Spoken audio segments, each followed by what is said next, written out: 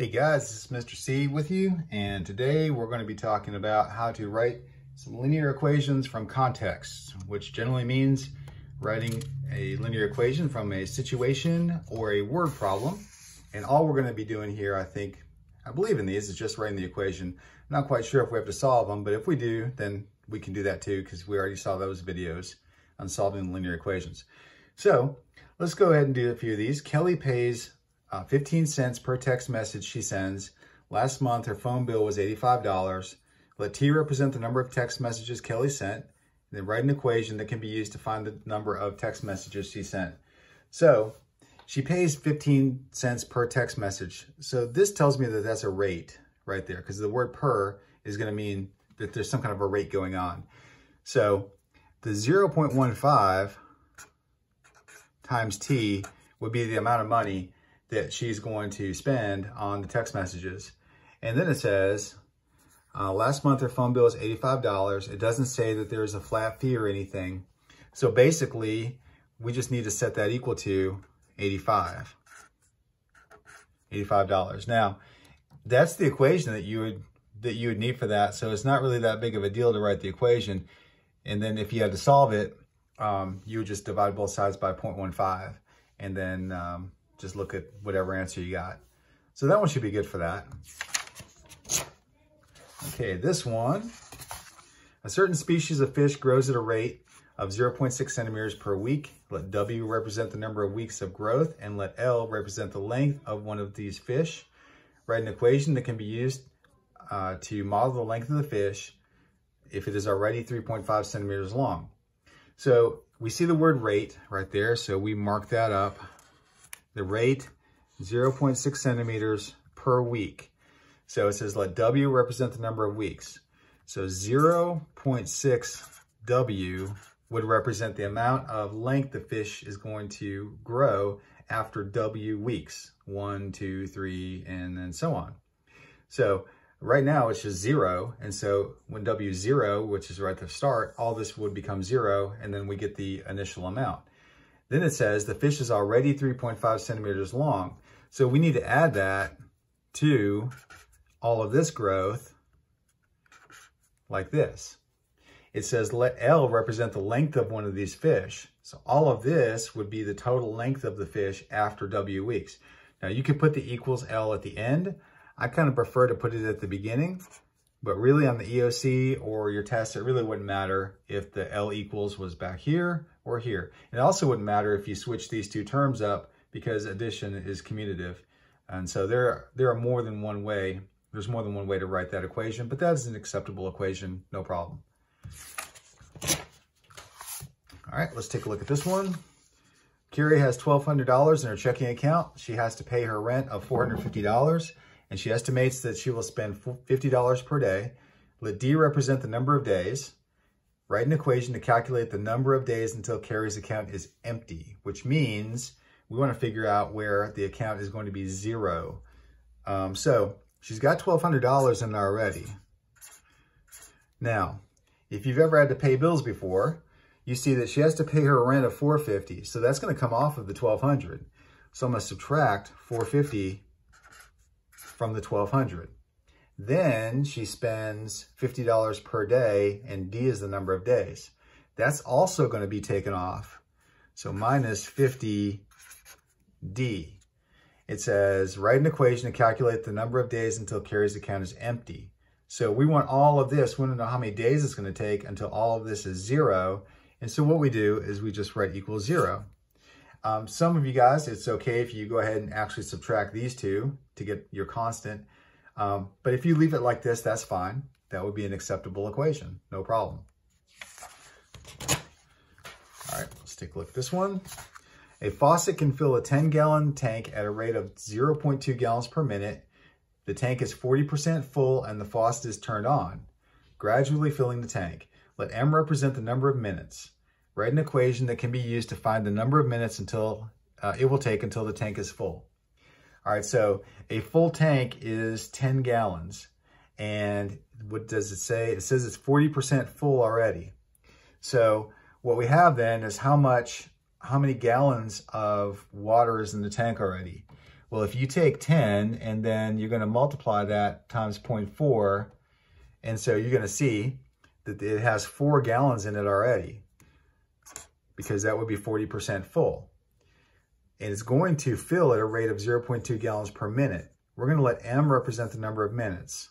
You always want to use the variable if it's specified in the problem down here in your equation, or they're going to mark it wrong. So 4 plus, and then we want 0.2 is your rate, because here you see the word per that identifies the rate. So 0.2 per minute, M.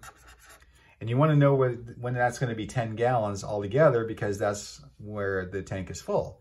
So what we do is we just set that equal to 10, and then just leave it like that.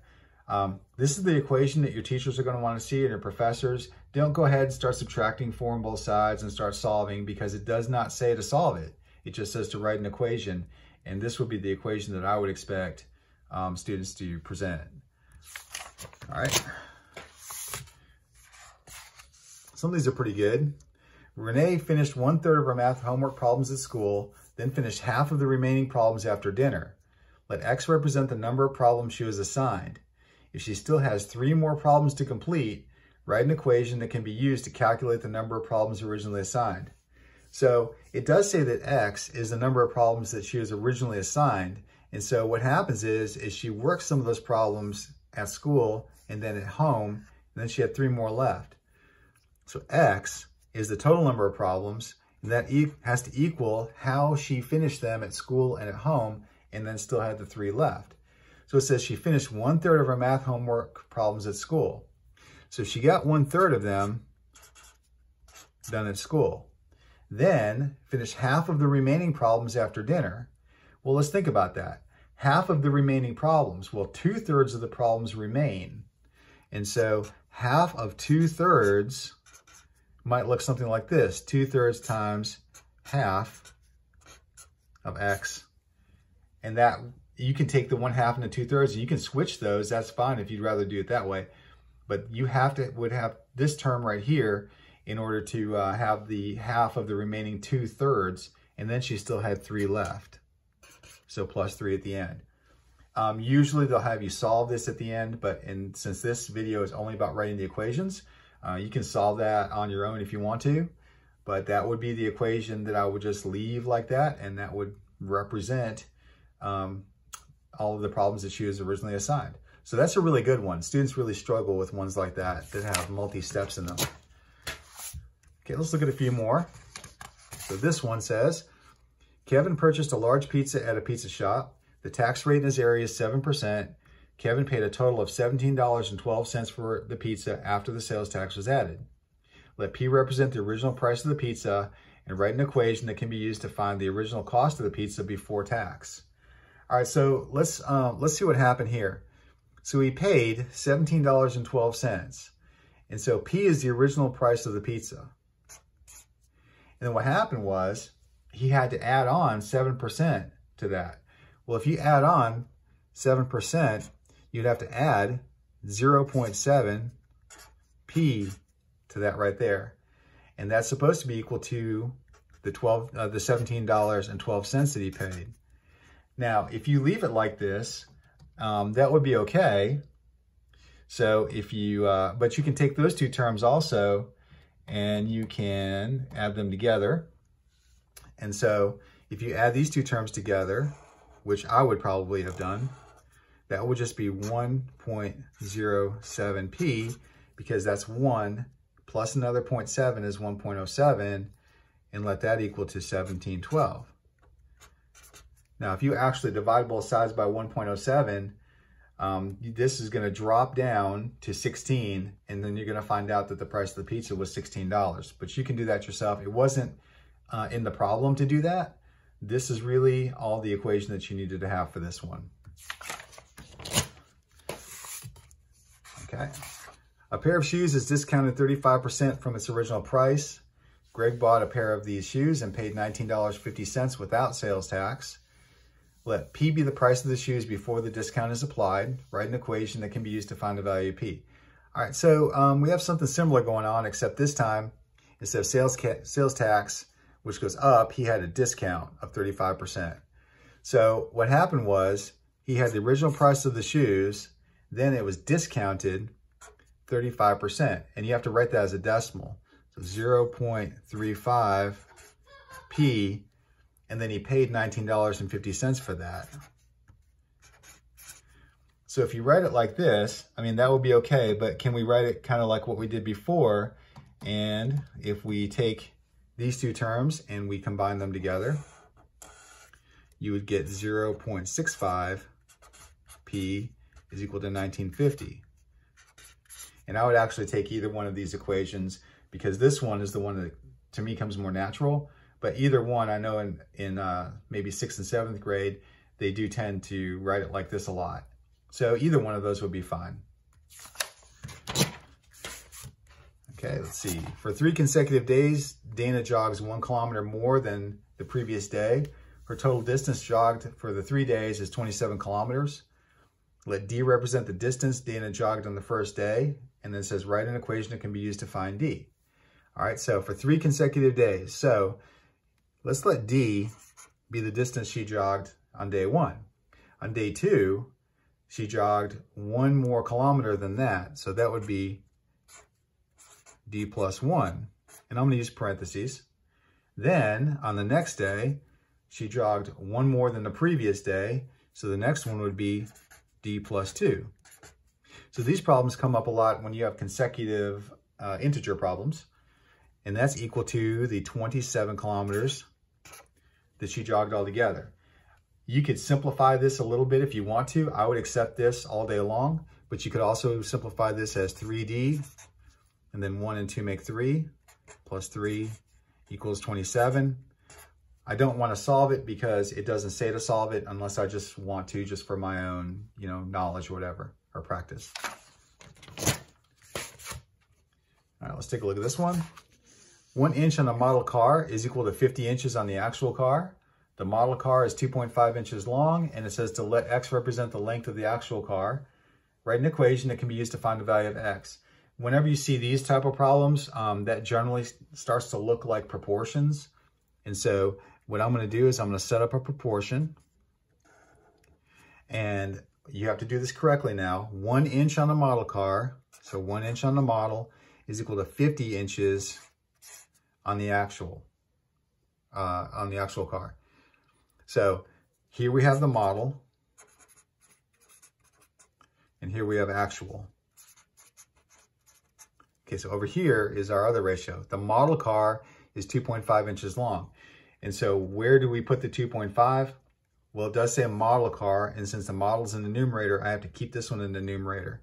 So 2.5 here, it says write an equation that can be used to find the value of X, the length of the actual car. Your X would be there. And then you can just use proportions to solve that if you need to. Let's do another one.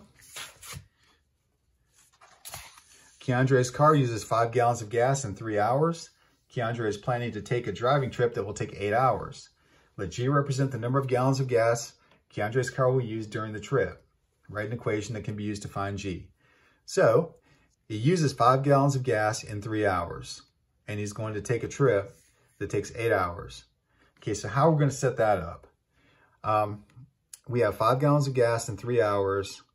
We have an 8-hour trip. To me, that starts to sound like a proportion again. So let's go ahead and set up a proportion and see what that looks like. So 5 gallons of gas in 3 hours. So here I have gallons. Here I have hours. Okay, so over here I have to keep them the same spaces. Let G represent the number of gallons of gas Keandre's car. So the G would have to go here because that's gallons. And then the trip is 8 hours. So the 8 would go there.